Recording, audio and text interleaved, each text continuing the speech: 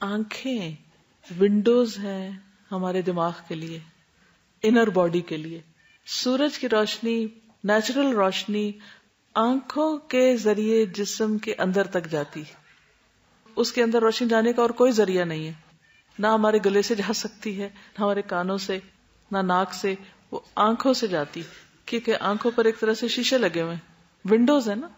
اور اگر ہم مسلسل ڈارکنیس میں رہتے ہیں تو یہ ہمارے لیے نقصان دہ ہوتا ہے، ہماری صحت کے لیے بھی نقصان دہ ہے. اور بہت سے جو ذہنی امراض ہیں اس سے پیدا ہو جاتے ہیں، ڈپریشن کا مرض پیدا ہو جاتا ہے، اور پھر بہت سی امبیلنسز ہو جاتے ہیں جسم کے اندر. تو جسمانی صحت کے لیے ضروری ہے کہ ہم ڈے لائٹ کو انر باڈی تک لے کر جائیں تھرو اوور آئیز. قرآن مجید میں آنکھوں کا ذکر کئی بار کیا گیا ہے، اور اگر کسی کی آنکھیں اللہ تعالیٰ لے لے تو اس کے بدلے میں جنت. تو آپ کی جنت آپ کی آنکھوں میں ہے. دنیا جنت نظر آتی ہے مختلف رنگوں کی وجہ سے، تو جس شخص کو یہاں محروم کر دیا گیا اس کا بدلہ جنت لکھ لیا گیا. تو ان آنکھوں کی قدر کرنی چاہیے. نبی صلی اللہ علیہ وسلم نے فرمایا وَإِنَّ لِعَيْنِكَ عَلَيْكَ حَقًّا، اور تمہاری آنکھوں کا بھی تم پر حق ہے. جاگنے سے، بھوکا رہنے سے بھی آنکھوں پر اثر پڑتا ہے. مختلف کام جو ہم کرتے ہیں چاہے ان میں آنکھ براہ راست انوالو نہ بھی ہو تو بھی وہ اپنا حصہ لے لیتی ہے تھکاوٹ میں سے. اسی لیے ہماری جسمانی، ذہنی، روحانی تھکاوٹ جو ہے وہ کہاں سے نظر آتی؟ آنکھوں سے. ذہانت بھی آنکھوں سے نظر آتی، کہ اگر آپ کسی کو دیکھنا چاہیں کہ اس شخص کی ذہانت کتنی ہے تو وہ اس کی آنکھوں سے آپ اندازہ کر سکتے ہیں. پیمانہ ہے ایک یا معیار. آنکھوں کی حفاظت کے لیے سرما کا استعمال. رسول اللہ صلی اللہ علیہ وسلم نے فرمایا اثمد کا استعمال کیا کرو. اثمد فا سے، اس لیے کہ یہ نگاہ کو تیز کرتا ہے اور پلکوں کو بڑھاتا ہے. پلکیں اللہ تعالیٰ نے بنائی اس لیے کہ آنکھوں کی حفاظت ہو. سو کر اٹھتے ہی آنکھوں کو مل کر صاف کرنا. رسول اللہ صلی اللہ علیہ وسلم بیدار ہوئے، بیٹھے اور اپنے ہاتھوں سے اپنی نیند کو دور کرنے کے لیے آنکھیں اور چہرہ ملنے لگے. یعنی نیند کے اثرات دور کرنے کے لیے آنکھوں کو ملنا چاہیے. لیکن عموماً ہم آنکھیں کہاں سے ملتے؟ سامنے والے حصوں سے.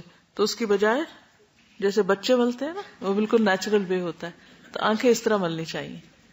آنکھوں کی حفاظت نہ صرف یہ کہ جسمانی طور پر بلکہ ان کے کام یا ان کے فنکشن کے اعتبار سے بھی، کہ حرام چیزوں کو نہ دیکھا جائے. اور اسی طرح انسان جس بھی چیز کو دیکھے اس سے عبرت پکڑے. میری نگاہ عبرت والی نگاہ ہو. عبرت صرف کسی حادثے کو دیکھ کر ہی نہیں ہوتی. عبرت کا معنی ہوتا سبق. کسی بھی چیز سے انسان سبق لے، یعنی ان کا ایکٹیو استعمال کرے. یہ نہیں کہ انسان بس دیکھتا رہے اور غفلت سے دیکھنا نہ ہو. جسمانی طور پر آنکھوں کی حفاظت کے لیے اور کیا کر سکتے ہیں آپ؟ وضو کرتے وقت خاص طور پر آنکھوں پہ پانی ڈالا جائے. بعض لوگ گلاب کا عرق بھی ڈالتے ہیں. آنکھوں کی ایکسرسائز بھی بتائی جاتی ہے. بعض لوگوں کے آنکھوں کے پٹھے کمزور ہو جاتے ہیں جس کی وجہ سے نگاہ کمزور ہونے لگتی اور بڑھتی چلی جاتی. بہت زیادہ میک اپ اور ایسے لوشنز اور ایسے صابن یا ایسے ڈٹرجنٹ نہیں استعمال کرنے چاہیے کہ جو آنکھوں کے اندر جا کے ان کو نقصان دے. بعض شیمپو جو ہوتے ہیں وہ آنکھوں کے لیے اچھے نہیں ہوتے. کوئی بھی کام جو قریب سے آپ کر رہے ہیں، چاہے آپ کسی لیبارٹری میں کام کر رہے ہیں یا آپ کمپیوٹر پہ ہیں یا آپ بک ریڈنگ بہت کرتے ہیں، کوئی بھی کام جو آنکھوں کا ہوتا ہے یعنی قریب سے کر کے، اس کے لیے پھر آپ تھوڑی دیر کے بعد دور دیکھیں تو اس سے بیلنس ہو جائے گا. نیند اور ڈائٹ کا خیال رکھیں تاکہ آنکھوں کے گرد ہلکے نہ پڑے. لینزز کا کنٹینیوس استعمال نہیں کرنا چاہیے. اس سے کیا ہوتا ہے؟ آنکھوں کو ہوا ہی نہیں لگتی. ان نیچرل چیز ہے نا. سبزہ دیکھنا چاہیے، بہتا پانی دیکھنا چاہیے.